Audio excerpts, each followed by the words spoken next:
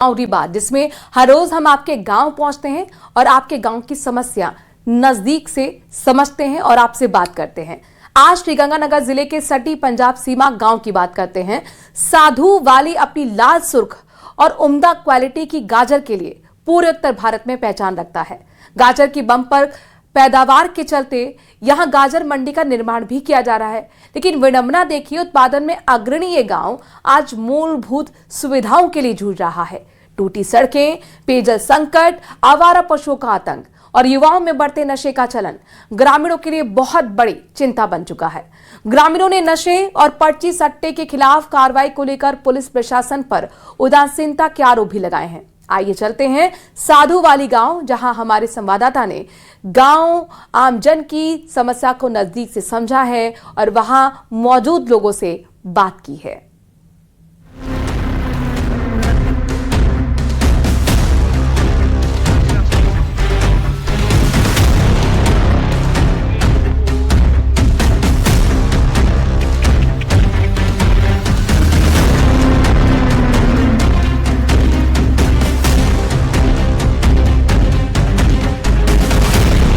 News 18 Rajasthan के खास कार्यक्रम गांवरी चौपाल में आज हम पहुंचे हैं श्री गंगानगर जिला मुख्यालय से लगती हुई साधुवाली ग्राम पंचायत में।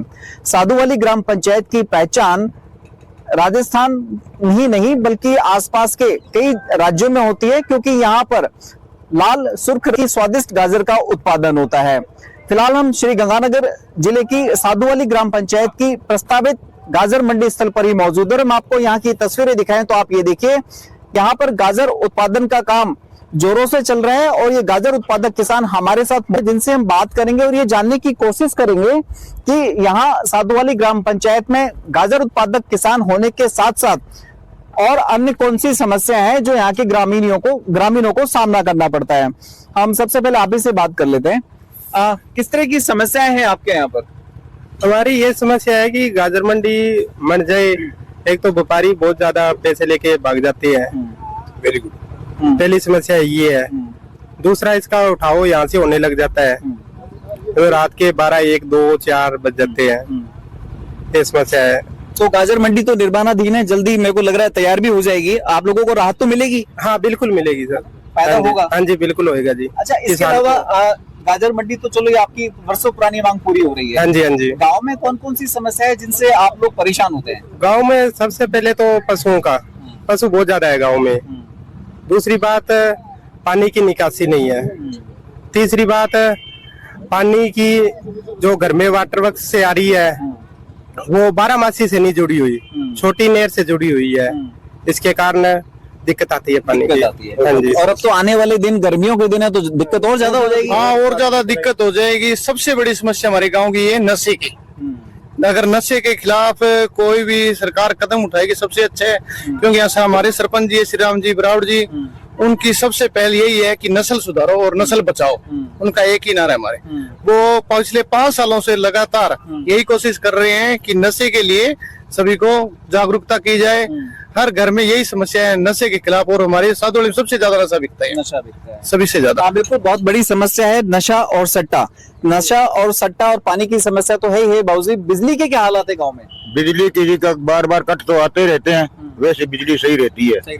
हमारे सरपंच साहब के आए 5 साल में हमारे को बिजली की इतनी ज्यादा प्रॉब्लम नहीं आई है। वैसे पावर की लाइट तो 6 घंटे दे रहे हैं, वैसे घरों के अंदर तो लाइट सही। सरपंच साहब आए, बिजली पर्याप्त दिलवा पा रहे हैं, तो नशा क्यों नहीं बंद करवा पा रहे? नशा तो अभी सरपंच तो बार बार कहते हैं नशा और सट्टा दोनों चीज बरोबर चल रही है।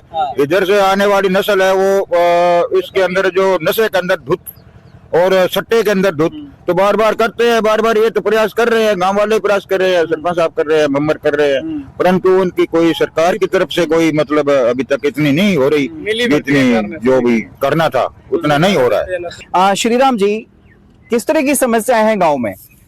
सबसे बड़ी तो समस्या जी हमारे गांव में मतलब ये क्या है कि पर्ची जो सट्टे का काम है ना, वो हमारे गांव में लगभग 2 लाख रुपए की पर्ची क्या की पर डे बनती है और पुलिस वाले कोई कार्रवाई नहीं करते हैं। और यहाँ अफीम और पोस्त चिट्टा नशे की गोलियां मतलब खूब बिकती हैं और बेरोक टोक बिकती हैं। इससे 50 आदमी क्या मृत्यु को प्राप्त हो चुके हैं। और पर्ची सट्टे की मतलब क्या वजह से बहुत से लोग कंगाल हो चुके हैं और गरीबी के कगार पर हैं, बेहद नुकसान हो रहा है। और फिर जी दूसरी समस्या हमारे है बहुत तगड़ी वाटर वर्क्स की। जब वाटर वर्क्स लगा था तो 5,000 आदमियों के लिए लगा था, और अब हमारे गांव की आबादी बढ़ करके हो गई है लगभग 13,000। और लेकिन वाटर वर्क्स का पानी उतने का उतना है, और फिर वाटर वर्क्स में मात्र एक कर्मचारी काम करता है, और मतलब वो भी ठेकेदारों का। और जब वो नया वाटर वर्क्स बना तो वो क्या है कि हमारे गांव की सड़कें वो तोड़ करके खराब करके छोड़ दी गई। आज तक वो सड़कें जो की तो है, वो अभी तक मतलब ठीक और नहीं हो रही है। आप कुछ कहना चाह रहे हैं? मैं तो यही चाहता हूँ कि सरकार से निवेदन है कि पर्ची सट्टा और जुआ, ये जो नशे की बिक्री है, इस पे रोकथाम की जाए। यही है हमारे गांव की समस्या, मेन समस्या यही है।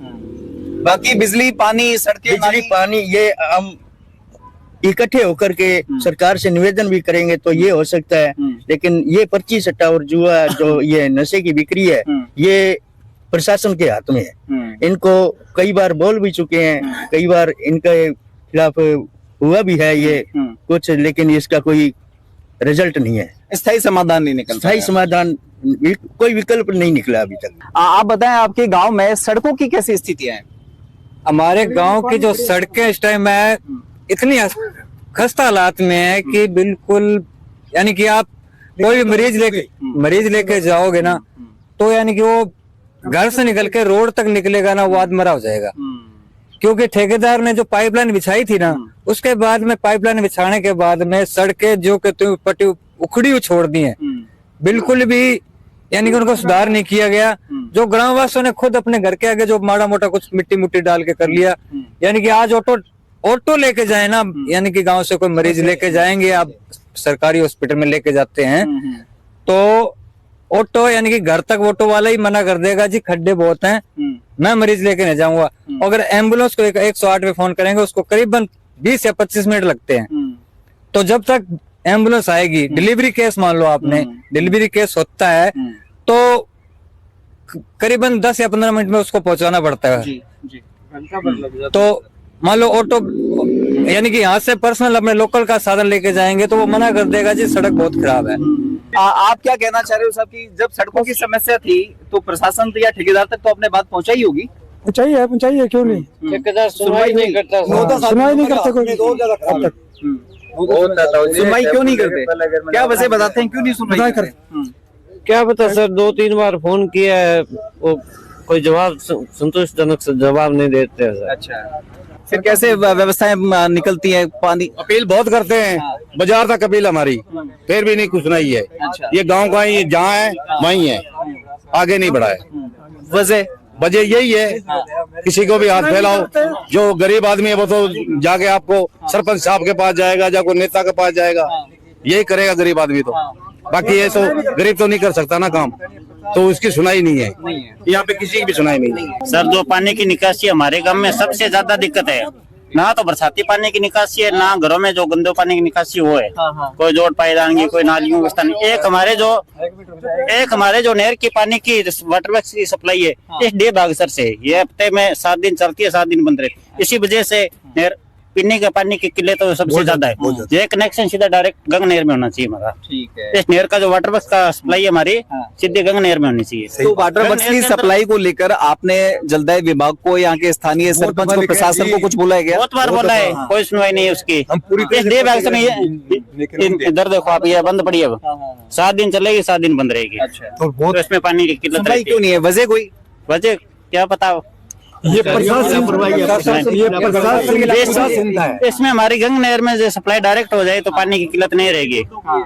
अच्छा, तो फिर पीने के पानी के लिए टैंकर वगैरह डलवाने पड़ते हैं? हाँ, डलवाने पड़ते हैं सर, गरीब आदमी है, 400 2-3 घर मिलके डलवाते हैं। अच्छा। इतना तो हमारे पास साधन नहीं है ना जिसमें डलवा ले, तो वो 1-2 दिन में लग जाता है, तो फिर वो दिक्कत आ जाती है। प्राइवेट दुकानों पे भी मिल जाती है सर, खाद की है, यूरिया की है, बीज नहीं मिलता है सर, बीज नहीं मिलता। पिछले दिनों यूरिया की बहुत ज्यादा किल्लत आई थी, अभी तक भी यहाँ सोसाइटी में, यहाँ जो बनी हुई है सोसाइटी, साधु वाली गांव की जो सोसाइटी है, उसके अंदर अभी तक कोई यूरिया, डीएपी, ये भी तो आधार कार्ड पे दे रहे हैं, लाइनें लंबी लंबी, और वो भी मिलती नहीं है। स्कूलों की क्या व्यवस्था है गाँव में? स्कूलों की व्यवस्था तो बढ़िया है जी, इंग्लिश मीडियम स्कूल है जी, ठीक है जी। बच्चे अच्छे पढ़ते हैं, अच्छे पढ़ रहे हैं। कोई दिक्कत नहीं है, शिक्षकों की तो कोई कमी नहीं है। नहीं कमी है जी, कमी है हाँ, शिक्षकों की कमी है, शिक्षकों की कमी है कमी है हाँ, कोई बात नहीं। हाँ जी, क्या कहना चाह रहे हैं? पहले जो हिंदी मीडियम स्कूल है ना उसमें क्या है कि कुछ अपने शिक्षकों की कमी है, इसलिए बच्चों की जो है ना पढ़ाई वो रुचिपूर्ण तरीके से नहीं चल रही है, और इंग्लिश मीडियम में भी कुछ शिक्षक चाहिए। ये देखिए, ये इनका फ्रैक्चर है जो किसी निराश्रित पशु के द्वारा दी गई थी। कब हुआ ये हादसा? ये 1 महीना हो गया जी, 1 महीना हो गया, 1 महीना हुआ। किसने मारी, कैसे हुआ? बस गोदे ने मार दिया। अच्छा, काफी कितने पशु हैं यहाँ पर गांव में आपके? बहुत है जी, बहुत है। आप थोड़ी गली साफ कोई सुनवाई नहीं। कोई सुनवाई नहीं। कितने पशु है? सबसे ज्यादा युवा प्रभावित हो रहे हैं। हाँ जी, लोगों की अकाल मौत भी हुई है। बहुत ज्यादा पुलिस प्रशासन तक आपने बात भी पहुंचाई हुई है, क्यों कार्रवाई नहीं हो पाती? कार्रवाई तो मिली भगत के कारण नहीं होती जी, ये तो साफ शब्दों में दिख रहा है। उसके लक्षण भी दिखाई दे रहे हैं। कैसे? तो लक्षण तो देखो जी, वो साफ मेन रोड पे अगर सट्टे की दुकान चल रही है तो लक्षण साफ दिखाई दे रहे हैं। जब पुलिस चौकी पास में है तो 1 किलोमीटर पर तो पुलिस चौकी है, तो उनको पता नहीं है। ग्रामीणों का ये कहना है कि बार बार प्रशासन को अवगत कराया गया, लेकिन बावजूद उसके ना तो नशे पर कोई नकेल कसी गई, न ही निराश्रित पशुओं को पर कोई प्रभावी कार्रवाई की गई। अशोक शर्मा, न्यूज़ 18, साधुवाली, श्री गंगानगर।